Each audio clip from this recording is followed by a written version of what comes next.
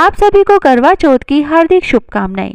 करवा चौथ व्रत कथा, साथ ही सभी व्रत कहानियों के साथ सुनी जाने वाली विनायक जी की कहानी, लपसी तपसी की कहानी और आड़ी बाड़ी की कहानी। तो आइए सुनते हैं करवा चौथ की कथा में पहली कहानी। एक साहूकार था जिसके 7 बेटे और एक बेटी थी। सातों भाई बहन एक साथ बैठकर भोजन करते थे। एक दिन कार्तिक की चौथ का व्रत आया तो भाई बोला कि बहन आओ भोजन करें। बहन बोली कि आज करवा चौथ का व्रत है, चांद उगने पर ही खाऊंगी। तब भाइयों ने सोचा कि चांद उगने तक बहन भूखी रहेगी, तो एक भाई ने दिया जलाया, दूसरे भाई ने छलनी लेकर उसे ढका और नकली चांद दिखाकर बहन से कहने लगे कि चल चांद उग आया है, अर्घ्य दे ले। बहन अपनी भाभियों से कहने लगी कि चलो अर्घ्य दे। तो भाभियां बोली कि तुम्हारा चांद उगा होगा, हमारा चांद तो रात को उगेगा। फिर बहन ने अकेले ही अर्घ्य दे दिया और खाना खाने लगी। तो पहले ही ग्रास में बाल आ गया, दूसरे ग्रास में कंकड़ आया और तीसरा ग्रास मुंह की ओर किया तो उसकी ससुराल से संदेश आया कि उसका पति बहुत बीमार है, जल्दी भेजो। माँ ने तब लड़की को विदा किया और कहा कि रास्ते में जो भी मिले उसके पांव लगना और जो कोई सुहाग का आशीष दे तो उसके पल्ले में गांठ लगाकर उसे कुछ रुपए देना। बहन जब भाइयों से विदा हुई, रास्ते में जो भी मिला उसने यही आशीष दी कि तुम 7 भाइयों की बहन, तुम्हारे भाई सुखी रहे और तुम उनका सुख देखो। सुहाग का आशीष किसी ने भी नहीं दिया। जब वह ससुराल पहुंची तो दरवाजे पर उसकी छोटी ननद खड़ी थी। वह उसके भी पांव लगी तो उसने कहा कि सुहागिन रहो, सपूती हो। तो उसने यह सुनकर पल्ले में गांठ बांधी और ननद को सोने का सिक्का दिया। तब भीतर गई तो सास ने कहा कि तेरा पति धरती पर पड़ा है। तो वह उसके पास जाकर उसकी सेवा करने के लिए बैठ गई। बाद में सास ने दासी के हाथ बची खुची रोटी भेज दी। इस प्रकार से समय बीतते बीतते मंगसिर की चौथ आई तो चौथ माता बोली कि करवा ले भाइयों की प्यारी करवा ले। लेकिन जब उसे चौथ माता नहीं दिखलाई दी तो वह बोली, हे माता, आपने मुझे उजाड़ा तो आप ही मेरा उद्धार करोगी, आपको मेरा सुहाग देना पड़ेगा। तब उसे चौथ माता ने बताया कि पोष की चौथ आएगी, वह मेरे से बड़ी है, उसे ही सब कहना, वही तुम्हारा सुहाग वापस देगी। पोष की चौथ आकर चली गई, माघ की चली गई, फागुन की चली गई, चैत्र बैसाख ज्येष्ठ आषाढ़ और श्रावण भादो सभी की चौथ आई और यही कहकर चली गई कि आगे वाली को कहना। आज सोच की चौथ आई तो उसने बताया कि तुम पर कार्तिक की चौथ नाराज है, उसी ने तुम्हारा सुहाग लिया है, वही वापस कर सकती है, वह आएगी तो पांव पकड़कर विनती करना। यह बताकर वह भी चली गई। जब कार्तिक की चौथ आई तो वह गुस्से में बोली, भाइयों की प्यारी करवा ले, दिन में चांद दुगानी करवा ले, व्रत खंडन वाली करवा ले, भूखी करवा ले। तो यह सुनकर वह चौथ माता को देखकर उसके पांव पकड़कर गिड़गिड़ाने लगी, हे चौथ माता, मेरा सुहाग तुम्हारे हाथों में है, आप ही मुझे सुहागिन करें। तो चौथ माता बोली कि पापिन हत्यारिन, मेरे पांव पकड़कर क्यों बैठ गई। तब वह बोली कि जो मुझसे भूल हुई है उसे क्षमा कर दो, अब भूल नहीं करूंगी। तो चौथ माता ने प्रसन्न होकर आंखों से काजल, नाखूनों से मेहंदी और टीके में से रोली लेकर छोटी उंगली से उसके आदमी पर छींटा दिया तो वह उठकर बैठ गया और बोला कि आज तो मैं बहुत सोया। वह बोली कि क्या सोए, मुझे तो 12 महीने हो गए, अब जाकर चौथ माता ने मेरा सुहाग लौटाया। तब उसके पति ने सारी बात जानकर कहा कि चलो जल्दी से माता की पूजा करो। जब चौथ की कहानी सुनी, करवा का पूजन किया और फिर प्रसाद खाकर दोनों पति पत्नी चौपड़ खेलने बैठ गए। नीचे से दासी आई, उसने उन दोनों को चौपड़ पासे से खेलते देखा तो उसने सासू जी को जाकर बताया।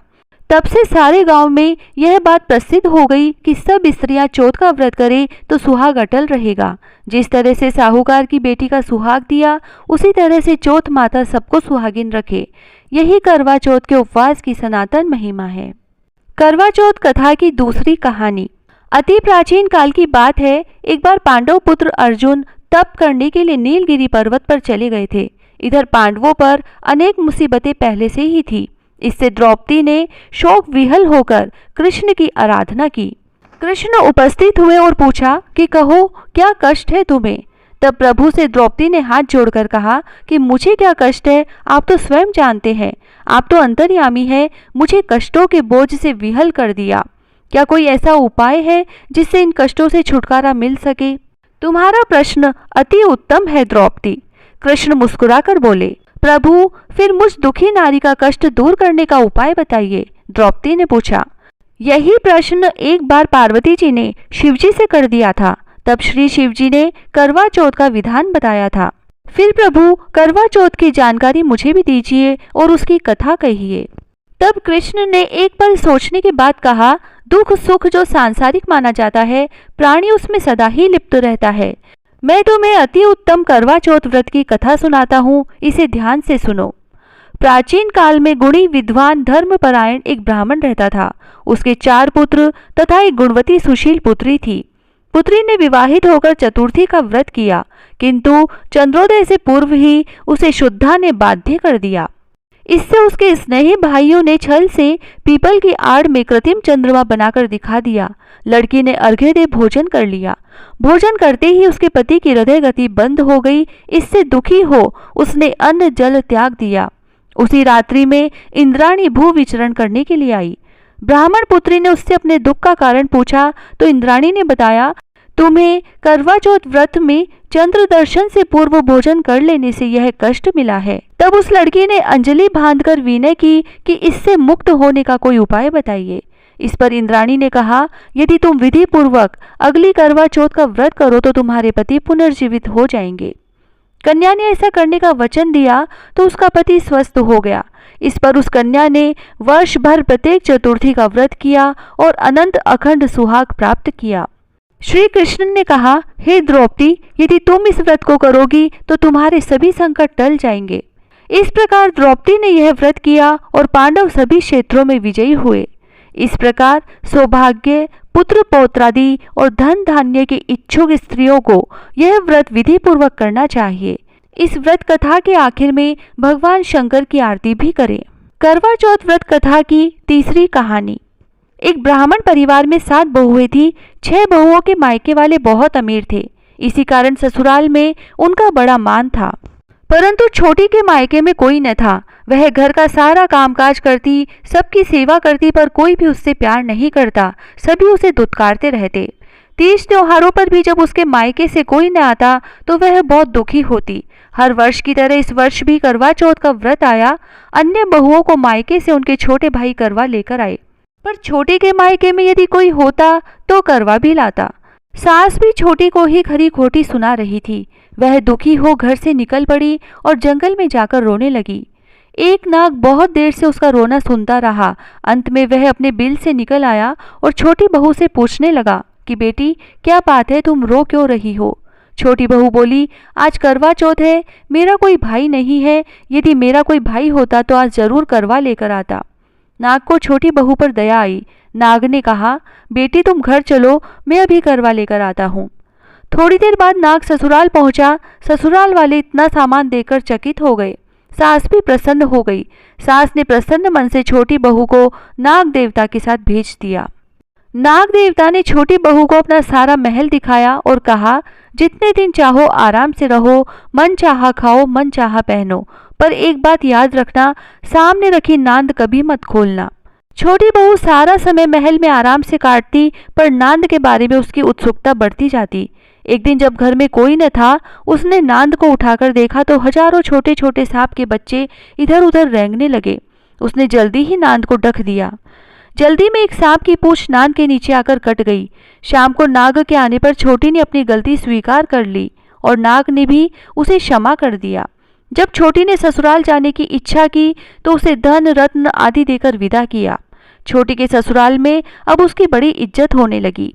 जिस सांप की पूंछ कटी थी उसे सभी बंडा कहकर तंग करते। एक दिन उसने अपनी माँ से पूछा कि माँ, मेरी पूंछ कैसे कटी है?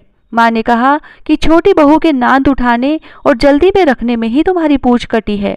तो वह बोला कि मैं छोटी से बदला लूंगा।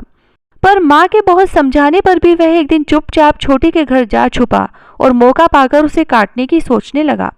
वहां छोटी बहू और उसकी सास में किसी बात पर बहस हो रही थी तो छोटी कसम खा खा कर कह रही थी कि मैंने ऐसा नहीं किया। वह कह रही थी कि मुझे बंडा भैया से प्यारा कोई नहीं है, उन्हीं की कसम खाकर कहती हूँ कि मैंने ऐसा नहीं किया। बंडा ने जब सुना तो सोचने लगा कि जो मुझसे इतना प्यार करती है मैं उसे ही काटने आया हूँ, और वह चुपचाप घर चला गया। माँ ने पूछा, ले आए बहन से बदला? वह कहने लगा, माँ, बहन से कैसा बदला? तभी से बंडा भाई वे छोटी बहन हुए। भाई प्रतिवर्ष चौथ के दिन करवा लेकर जाता, वह बहन बड़े प्यार से करवा चौथ का व्रत करती। करवा चौथ व्रत की चौथी कहानी। प्राचीन काल में करवा नाम की एक पतिव्रता स्त्री अपने पति के साथ नदी के किनारे एक गांव में रहती थी। कार्तिक मास में कृष्ण पक्षी चतुर्थी के दिन उसका पति नदी में स्नान करने के लिए गया। स्नान करते समय एक मगर ने उसका पैर पकड़ लिया। वह करवा करवा नाम लेकर जोर जोर से अपनी पत्नी को पुकारने लगा। उसकी आवाज सुनकर उसकी पत्नी दौड़कर आई और उसने मगर को कच्चे धागे से बांध दिया। मगर को बांधकर वह यमराज के यहाँ पहुंची और यमराज से बोली, भगवान, मगरमच्छ ने मेरे पति का पैर पकड़ लिया है, अतः पैर पकड़ने के अपराध में आप उसे अपने बल से उस मगरमच्छ को नरक में ले जाओ। यमराज ने कहा, अभी मगरमच्छ की आयु शेष है, अतः मैं उसे मार नहीं सकता। इस पर करवा ने कहा, यदि आप ऐसा नहीं करोगे तो मैं आपको अभी श्राप देकर नष्ट कर दूंगी। यह सुनकर यमराज डर गए और उस पतिव्रता स्त्री करवा के साथ जाकर मगरमच्छ को उन्होंने यमपुरी भेज दिया और करवा के पति को दीर्घायु प्रदान की।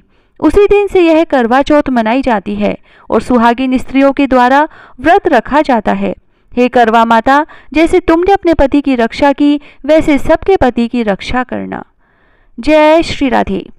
बिंदायक जी की कहानी।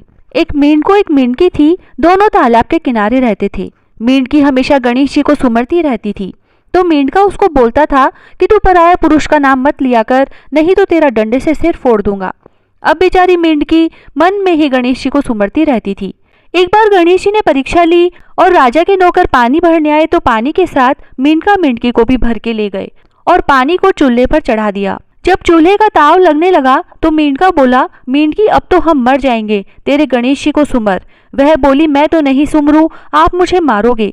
तो वह बोला कि नहीं मारूंगा, जल्दी नाम ले, नहीं तो हम वैसे ही मर जाएंगे। मेंढकी ने 7 बार सटक बिंदायक कहा और कहते ही गणेश जी ने 2 सांड लड़ते हुए भेजे और दोनों सांड ने आकर पानी के तपेले को टक्कर मारी और पानी का तपेला फूट गया और मेंढका मेंढकी दोनों बच गए। उस दिन के बाद से मेंढका भी गणेश जी को सुमरने लगा।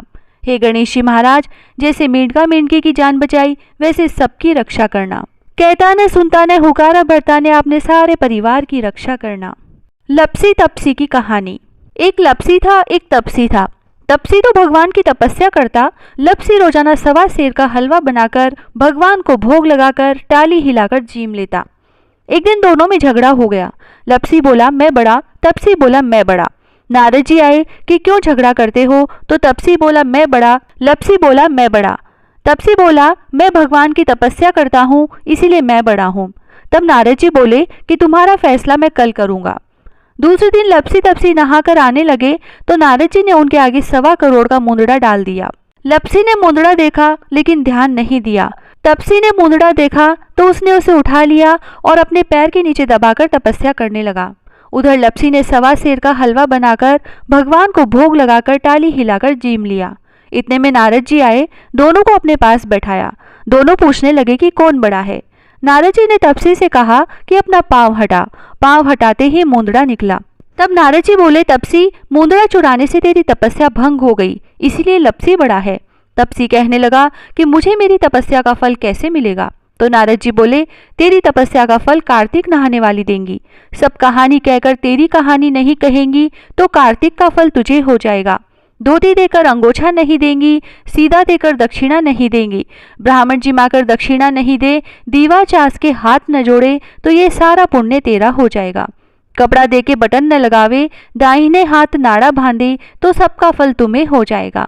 इतना कहकर नारद जी चले गए। लपसी तपसी की कहानी सुनने के बाद यह जरूर कहें कि लपसी को फल लपसी ने हो जो, तपसी को फल तपसी ने हो जो, माँ की कथा कहानी को फल माने हो जो। आड़ी बाड़ी की कहानी। आड़ी बाड़ी सोना की बाड़ी, जी में बैठी कान कुमाड़ी काई मांगे 33 कोटि देवी देवता की। बाड़ी जी सिया काई होवे, अन्न होए, धन होए, लाज होए, लक्ष्मी होए, बिछड़िया ने मेलो होए, निपुत्र ने पुत्र होए, सासू को पुरसन, बहू को जीमन, उठ भाई तपसी, जीम भाई लपसी, भाई को थान, भाभी को मान, थाने थारी वार्ता को फल हो जो, माने मारे बरत को फल हो जो। जय श्री राधे।